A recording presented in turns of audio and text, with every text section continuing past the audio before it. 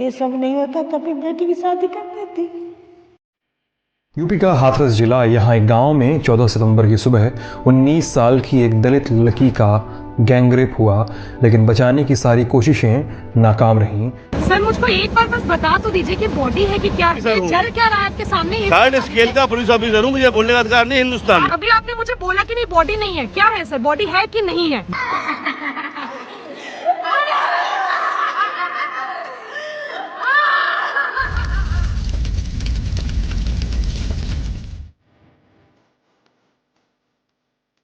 बेटी तो मेरी बहुत सी थी। ये लोगों ने इतनी तेज अफवाह उड़ाई कि वो लड़के से बात करती थी, शॉपिंग के लिए ले जाता था। जिससे कोई बात नहीं करता, जिससे कोई मतलब नहीं रखता, तो वो शॉपिंग कराने ले जाएगा। न्याते और पल्ले कबरा तक इतनी बस आती जाती रहती। माँ समझ लग रही है, नहाती धोती अपने खाना पीना खाई, बस नहीं रही। उन्हें इतना पता नहीं था फोन में कि इंग्लिश में अगर नंबर आ गया तो देखिए भाभी जी कौनों का फोन हो तो पूछने आती थी, भाभी देखना किसका नंबर है। उस इंसान पे मैं कैसे आरोप लगा सकती हूँ?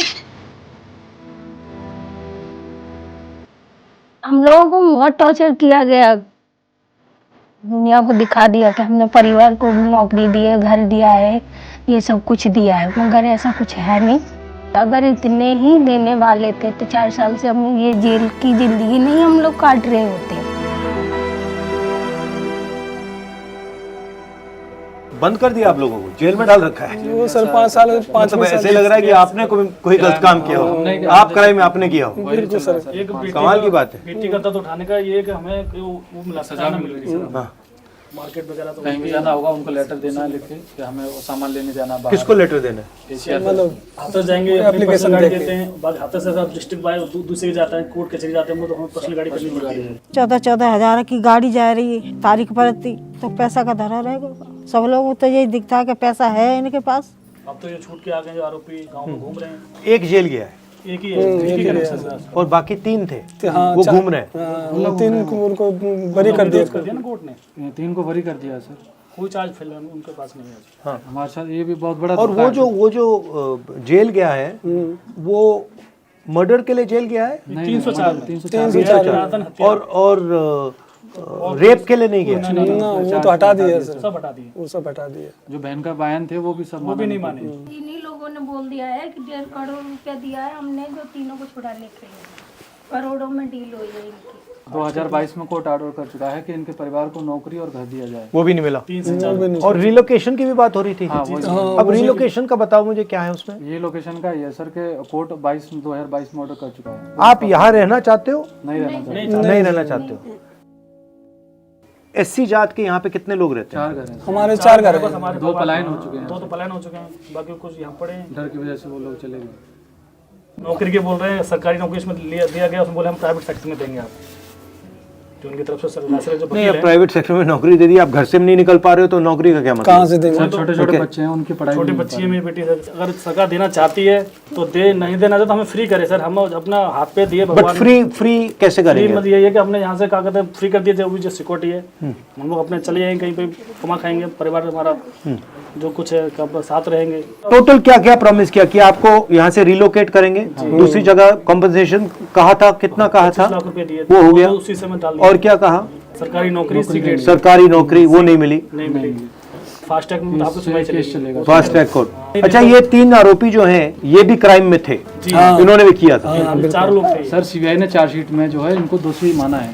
सीबीआई ने गैंगरेप वाली जो धारा है वो सीबीआई ने लगाई थी, तो अब ये कोर्ट में जो है उस चीज को माना नहीं है।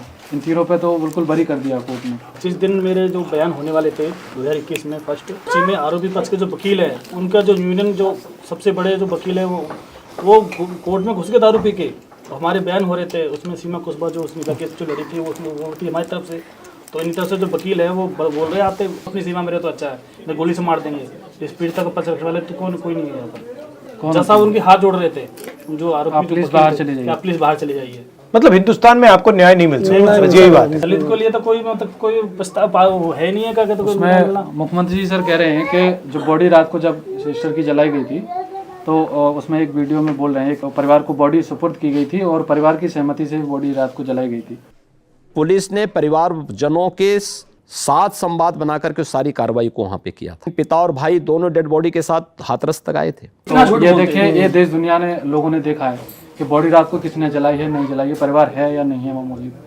उत्तर प्रदेश की हाथरस पुलिस ने गैंगरेप पीड़िता का अंतिम संस्कार आधी रात में जबरदस्ती करवा दिया। पीड़ित परिवार अंतिम संस्कार का विरोध करता रहा, लेकिन विशेष परिस्थितियों का हवाला देकर हाथरस पुलिस ने लाश जलवा दी। हम तो ये मानते हैं अगर हम छोटी जाति से हैं तो हमारा क्या कसूर है इसमें, हम भी तो एक इंसान ही हैं। तो उस तरीके से जो दुख दर्द बचपन से बच्चे को पालने में हम अपना करते हैं, कोई सरकार खिलाने नहीं आती, कोई सरकार उसे पालने नहीं आती, दुख दर्द में शामिल नहीं होती कोई सरकार, तो उन्हें ये अधिकार भी नहीं होना चाहिए किसी की बॉडी को जलाने का।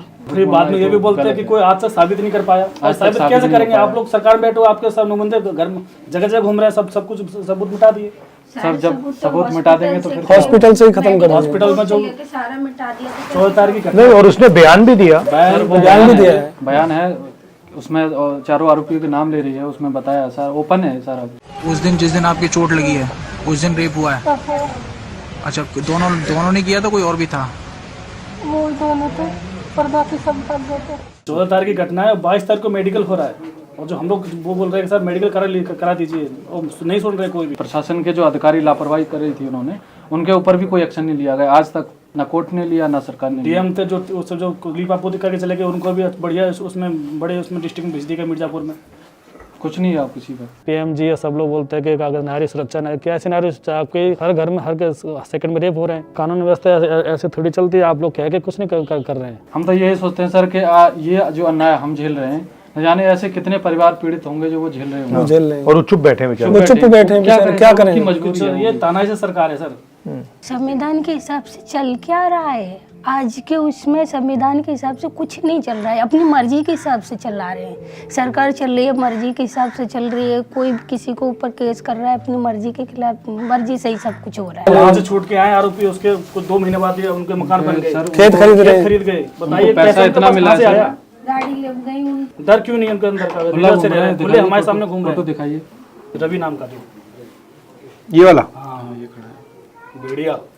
नहीं, ऐसा लग रहा है कि आप दोषी हो, आपने क्राइम किया है, वही हिसाब और आपको बंद कर दिया जेल में। निर्भया निर्भया वाला ब्राह्मण लड़की थी, पूरे देश ने सपोर्ट किया, प्लस सरकार थी कांग्रेस की सरकार, ठीक है, इसलिए सपोर्ट की वजह से वो जीत गई। मगर इस केस में बीजेपी की सरकार है और कास्ट हमारी है, छोटी है, उसको लेके धर्म को लेके सब खत्म हमारा। आप लोगों से सर हम लोग, हाँ हमने तो आप लोगों से, आपसे ही सर उम्मीद है।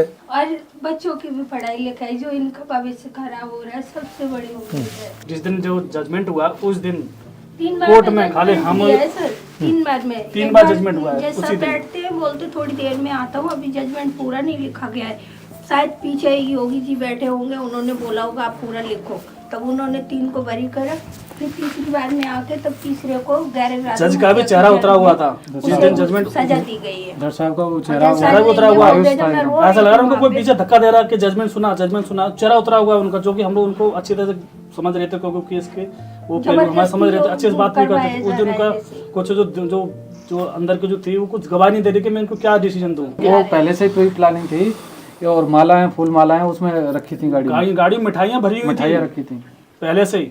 उनके जो संगठन के लोग हैं, करणी सेना है, हिंदू विश्व हिंदू परिषद है, उनके सारे संगठन वहाँ मौजूद थे। उस 25 लाख में 5 साल हम कैद काट रहे हैं, अगर योगी जी को बंद कर दिया जाए 25 लाख में 5 साल काट सकते हैं, उन्हें दिक्कत नहीं होगी कहीं जाने आने में, खाने पीने में, सब। फिर हमारा परिवार है, बड़ा परिवार है, बीमारी है, बच्चे हैं, खाना पीना है, महंगाई है, सारी बीमारी भी है। आजकल क्या आता है, क्या आता है सर? 5 से 7 लाख रुपए मेरे अंदर लगा दिए लोगों ने प्राइवेट इलाज करा के।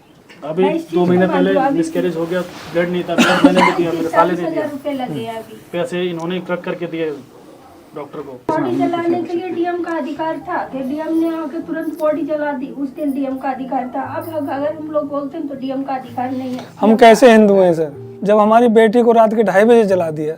वैसे हिंदू रीति रिवाज में ये होता नहीं है। कुंवारी कन्या को नहीं जलाते, रात में तो जलाते। तो इन लोगों ने तो वो पेट्रोल डाल के रात में ही जला दिए। कोर्ट में भी वही हो रहा है, तारीखें मिल रही है, इंसाफ नहीं मिल रहा सर।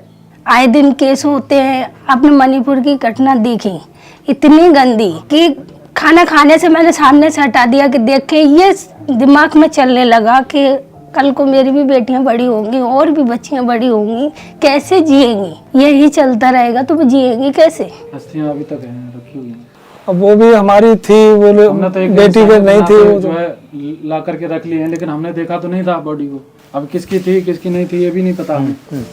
लेकिन हमने तो ये सोचा कि हमें जब तक पूर्ण न्याय नहीं मिलेगा तब तक नहीं करेंगे। अभी तक रखी हुई है अस्थि। जाति और धर्म में विश्वास नहीं करते। हमारा सबसे बड़ा धर्म हमारी इंसानियत है।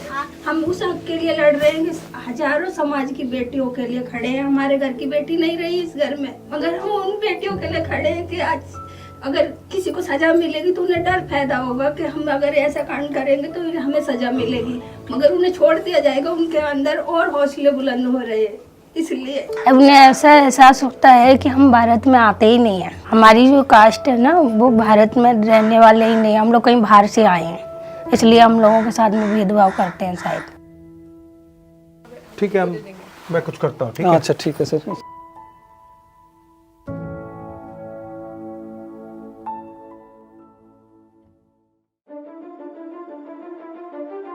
जो बलात्कार करते हैं वो बाहर रहे, और जिसका रेप हुआ है उस परिवार को बंद कर दिया जाए। कहां लिखा है कॉन्स्टिट्यूशन में? 4 साल हो गए हैं, आज तक उनका रिलोकेशन नहीं किया गया है।